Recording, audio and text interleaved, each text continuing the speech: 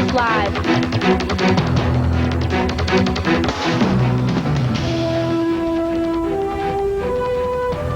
It's Thursday, October 25th, 2001. Good evening, I'm Pat Gray. And I'm Susan Onrad. Here's a look at the top stories we'll be bringing you tonight. And also, the Clarion commissioners will be discussing pay raises. We'll tell you who and when. Also, we'll bring you the latest world events and today's weather. All this and more coming up. But first, Auditor General Robert Casey Jr. visited Clarion today to campaign for next year's governor election. TV5's own Mark Despotakis was there and is live in the newsroom with what Casey had to say. Mark? Thank you, that's right. Auditor General Robert Casey was in town today. News Watch. Casey spoke of the upcoming November election, just under 2 weeks away. He talked especially about the race for Princeton Supreme Court, where Kate Ford Elliott has been the target of recent attack acts. Now, of course, Casey will be running for governor in 2002. He's also talking to those attending tonight's dinner about that. I had the chance to speak with Casey just a little bit earlier this morning about his visit to Clarion.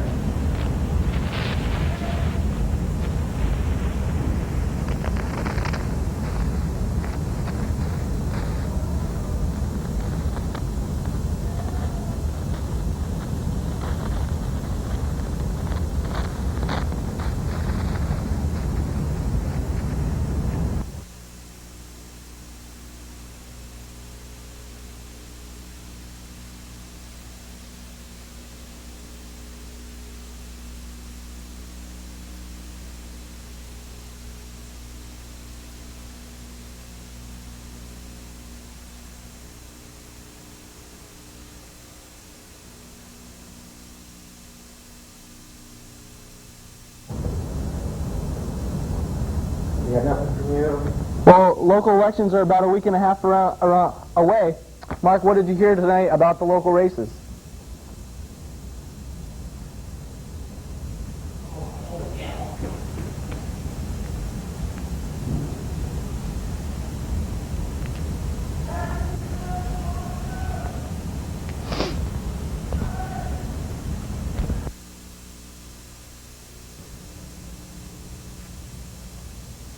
Well, we're sorry for the technical difficulties we're working on, and we'll get Mark back to you as soon as we can.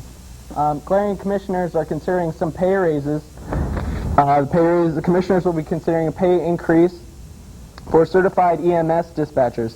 Officials say that the pay increase is still in the discussion stage, but all of the commissioners agree that a reevaluation of wages is necessary.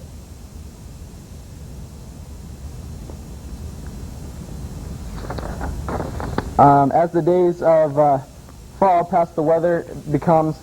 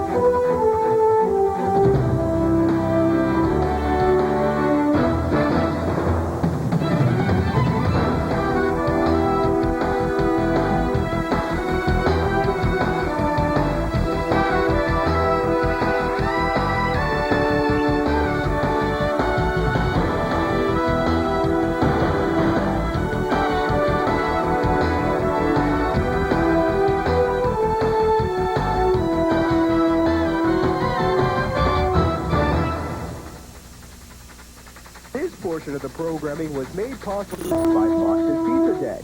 Fox's Pizza Den is located on Old Route 66 in Clarion and offers all-day delivery. Phone 226-5555. That's 226-5555. It is open 7 days a week for your convenience. Phone 226-5555. Wardrobe for some TV5 news anchors, provided by Fashion Bug, located in the Clarion Mall. Whether you're looking for junior trendy, girls, or fashion for women, they have it all. with many different styles. Fashion Bug also offers wide selection of accessories. Fashion Bug is located in the Clarion Mall, just off of Exit 9 of Interstate 80. Open Monday through Saturday, 10 a.m. till 9 p.m., and Sunday from noon till 5. This portion of the programming was made possible through a grant from Clarion Hospital. Clarion Hospital is located off of Exit 9 of Interstate 80. Clarion Hospital offers outpatient services, transitional care, as well as an emergency room open around the clock every day of the year. More than 400 employees and 80 physicians work to serve the community. Call the Clarion Hospital at 226-9500. Clarion Hospital, providing health care to Clarion County and surrounding communities since 1954. Do you want complete coverage of local, state, national, and international news as it happens? Good evening, everyone, and welcome back. TV5 News Live for complete coverage of the Clarion area and all with crews from the world. We provide complete coverage of the day's events. With advanced satellite capabilities, TV5 is the latest news as it happens. So tune in every Tuesday, Wednesday, and Thursday evenings for Clarion's very own TV5 News Live. We apologize for the technical difficulties, folks. It's live TV, stuff like that happens. But we're going to take you now over to Mark Despotakis, who has the coverage on the local elections. Mark. Thanks, Matt. But that's all right. We're moving on. As I was saying before, Pennsylvania's Auditor General, Robert P. Casey, was in town this evening, and he was at the Clarion Moose Lodge. Casey spoke of the upcoming November election. He talked especially about the race for Pennsylvania Supreme Court, where Kate Ford Elliott has been the target on some attack ads. He was defending Kate Ford Elliott tonight. Now, of course, Casey will be running for governor in 2002. Tonight at the meeting, I did have a chance to talk with Casey about his visit to Clarion.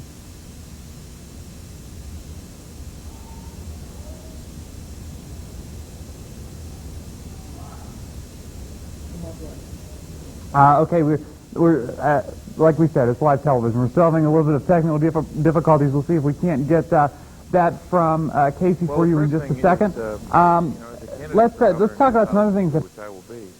You have to win a primary, and part of that process is getting to communities in Pennsylvania, including Clarion County, and there'll be thousands of people that will vote in that primary.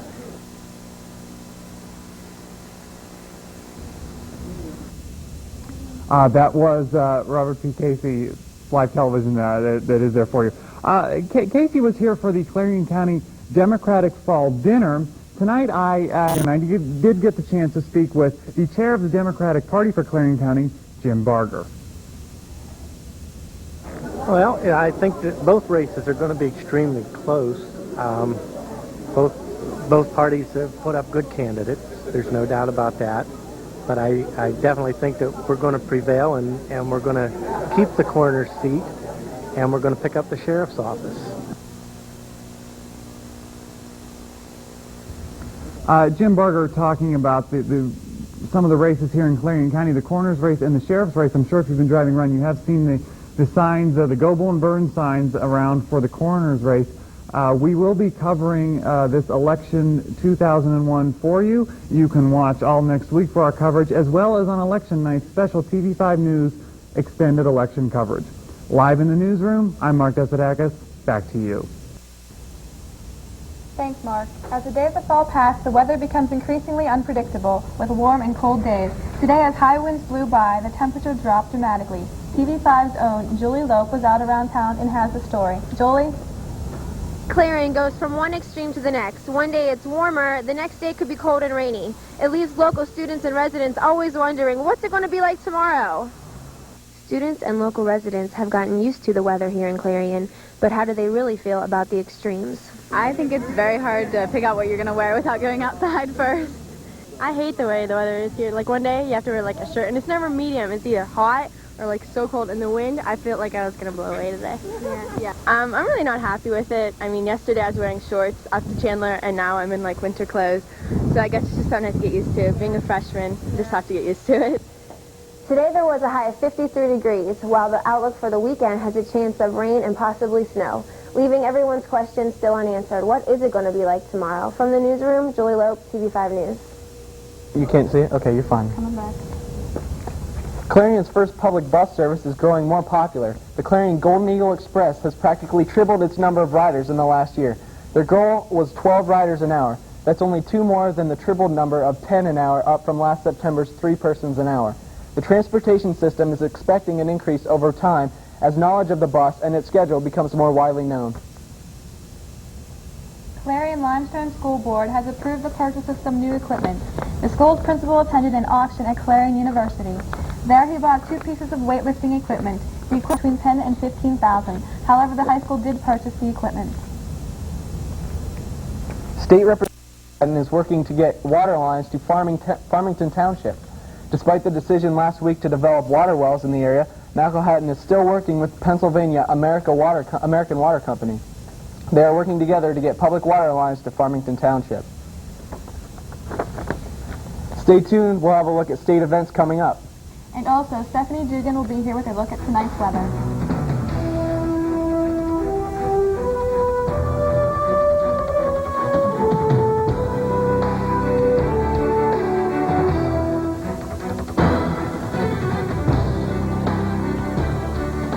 Through a grant by Fox's Pizza Den. Fox's Pizza Den is located on Old Route 66 in Clarion and offers all-day delivery. Phone 226-5555. That's 226-5555. Fox's Pizza Den is open 7 days a week for your convenience. Phone 226-5555. Wardrobe for some TV5 news anchors, provided by Fashion Bug, located in the Clarion Mall. Whether you're looking for junior trendy, girls, or fashion for women, they have it all, with many different styles. Fashion Bug also offers a wide selection of accessories. Fashion Bug is located in the Clarion Mall, just off of Exit 9 of Interstate 80. Open Monday through Saturday, 10 a.m. till 9 p.m., and Sunday from noon till 5. This portion of the programming was made possible through a grant from Clarion Hospital. Clarion Hospital is located off of Exit 9 of Interstate 80. Clarion Hospital offers outpatient services, transitional care, as well as an emergency room open around the clock every day of the year. More than 400 employees and 80 physicians work to serve the community. Call the Clarion Hospital at 226-9500. Clarion Hospital, providing health care to Clarion County and surrounding communities since 1954. Do you want complete coverage of local, state, national, and international news as it happens? Good evening, everyone, and welcome to TV5 News Live. So tune in to Clarion's very own TV5 News Live for complete coverage of the Clarion area and our world. TV5 News crews join with crews from the world's news leader, CNN, to provide complete coverage of the day's events. With advanced satellite capabilities, TV5 News can bring you the latest news as it happens. So tune in every Tuesday, Wednesday, and Thursday evenings for Clarion's very own TV5 News Live. This is TV5 News Live.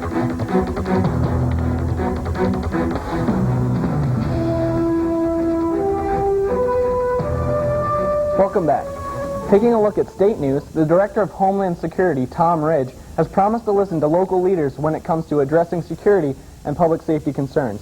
The former Pennsylvania governor has stated that he will rely heavily on input from a newly established organization representing state and local officials, known as the Big Seven. Because the key to Homeland Defense begins with local and state officials, Ridge assured members of the U.S. Conference of Mayors that he will be their advocate in the White House. The director further noted that other government agencies will be reorganized based on contributions within his department. Somerset and Fayette counties are home to the state's 2 newest wind farms. Up and running as of today, the farms triple the amount of wind-generated energy in Pennsylvania. According to Brent Alderfer, president of Community Energy, the 24 megawatts of new wind energy is enough to power more than 8,000 homes. Well, there will be something new in the mail next week for the state's all-terrain vehicle owners. The State Department of Conservation and Natural Resources is sending ATV owners license plates in a campaign to reduce illegal riding. All currently registered ATV owners can expect to receive their new plates within the next 3 months. President Bush is asking children to do their part in the nation's war on terrorism. He wants them to spread the word that U.S. is at war with the terrorists, not Muslims. To do that, he wants school children to choose a pen pal in the Islamic world. The program is called Friendship Through Education. Bush spoke about some of the letters children have written during his visit to a D.C. elementary school. The Senate has approved a landmark bill that would give more power to law enforcement to track terrorists. The legislation would allow authorities to wiretap suspected terrorists and crack down on suspected money laundering. Despite the expanded powers for law enforcement, senators say the bill balances authority and civil liberties. President Bush says he will sign the bill into law. The House passed the measure Wednesday. Attorney General John Ashcroft says once the bill is signed, he would direct all prosecutors and FBI agents to use their increased power immediately. Biosweeps of Senate offices continue in Washington. This time outside the Dirksen building, which is where the Senate mailrooms are located, traces of anthrax were found there last week. More anthrax was found in the Hart Senate office building where Senator Tom Daschle's staff opened a tainted letter 10 days ago. A freight elevator several floors away from Senator Daschle's office tested positive for traces of anthrax. A reporter who was in the building, though not in Daschle's office when the letter was opened, is being treated for possible inhalation anthrax. While as anthrax continues to be discovered throughout the U.S., many Americans have become familiar with the antibiotic Cipro. Sanjay Gupta tells us more about this anthrax fighter.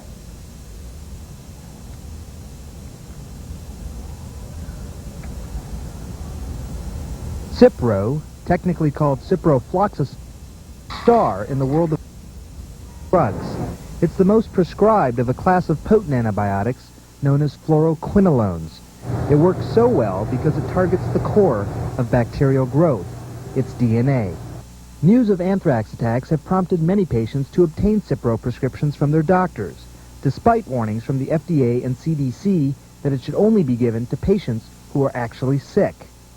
Fear there may not be enough Cipro to go around has driven the government to demand more for less. If the government buys the generic drug from generic manufacturers, we'll be able to stockpile twice as much Cipro at half the cost. Bayer Corporation holds the U.S. patent for ciprofloxacin for 2 more years. Bayer now has agreed to a half-price deal to avoid legislation to buy from generic manufacturers. Bayer has responded to this demand by increasing the capacity of all elements of our production network, as well as by instituting 24-hour, 7-day-a-week production within our facilities. Some people are bypassing their doctors and any possible shortages in the United States by buying Cipro in Mexico. We just want to be prepared in case. I hope we never have to take it. The government's buying enough Cipro and other antibiotics to treat 12 million people for 2 months. Until now, the price was $1.77 per tablet.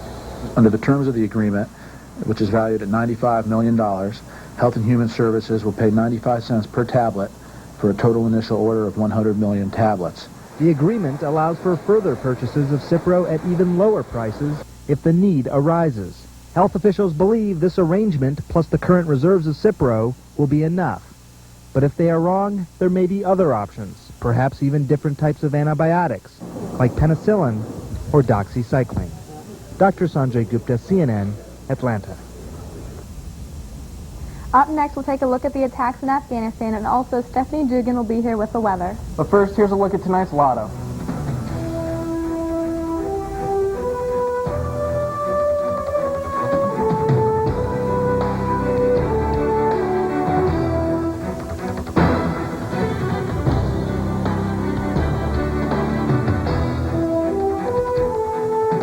I am an American.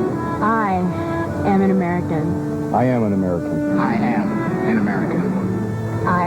I am An American. I am an American. I am American. I am an American. I'm an American. I'm an American. I am an American. I am an American. I'm an American. I am an American. I am an American.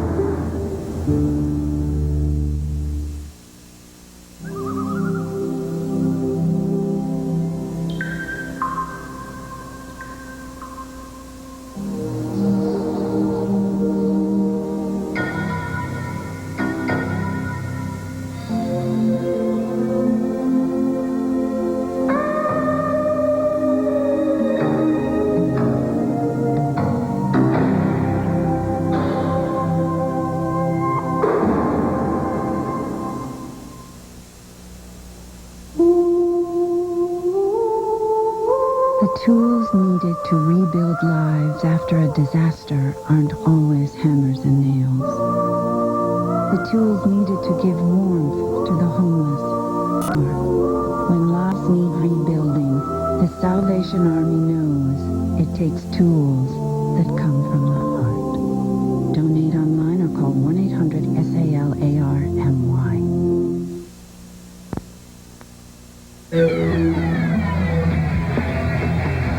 You'd never know it on the battlefield, but nearly half of today's military are National Guard and reservists. However, they can't answer our nation's call without their employer's support. If you're an employer, visit esgr.org and find out how to do your part. After all, their response depends on yours. You're watching TV5 with Zeta Tau Alpha.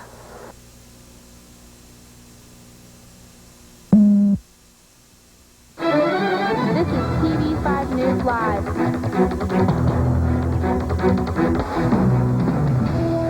Welcome back. Defense Secretary Donald Rumsfeld said Thursday that the U.S. might ultimately find that it cannot capture Osama bin Laden. He reportedly told USA Today it would be very difficult to capture or kill the suspected terrorist. Rumsfeld also noted that the U.S. chose not to conduct tests this week of its redesigned anti-ballistic missile system. The administration wants to avoid possible criticism that it is violating the ABM treaty.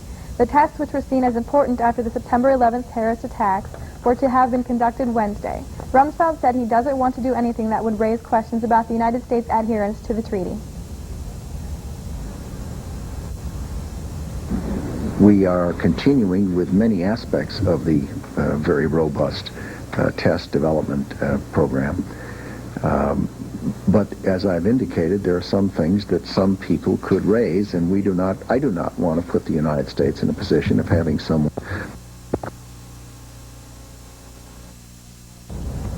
U.S. airstrikes targeted more Taliban frontline positions Thursday, but Northern Alliance commanders say the bombardments are still not enough. Chris Burns reports on the latest developments from Afghanistan.